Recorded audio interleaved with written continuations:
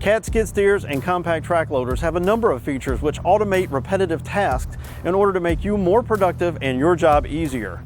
Let's take a closer look at one of those now, the return to dig feature. The return to dig can be used when you're doing a V or a Y cycle. You're loading material from a pile and then carrying it to a truck.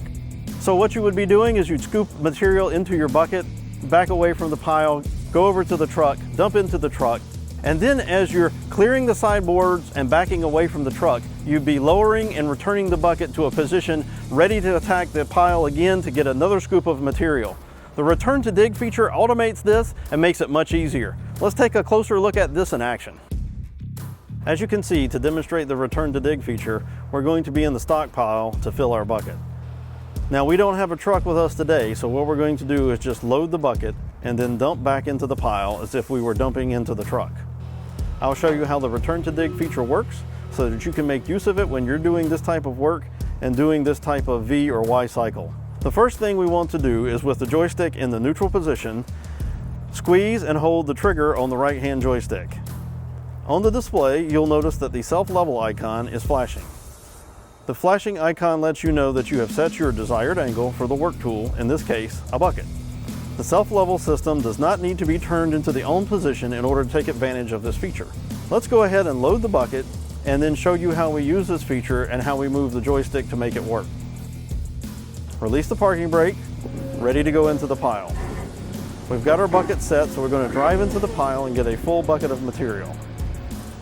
Now that we have our bucket of material, if we were actually loading a truck, we'd raise to full height and dump our material into the truck. Then we clear the sideboard. Now normally without the return to dig feature, you'd manually have to adjust the joystick to lower as you back away from the truck and also rack the bucket to a more tilted back position.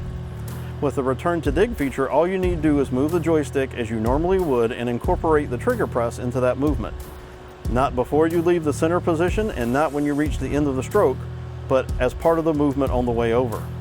In this case, when we're lowering and racking, that's a combination of two functions that takes the joystick to the 11 o'clock position.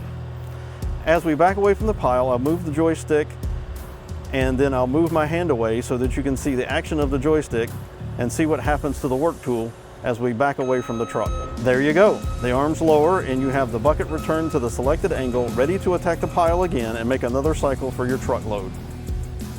If you'd like to learn more about the Cat skid steer and compact track loader family, or the features these machines have to offer, please visit us on our YouTube channel or contact your local Cat dealer today.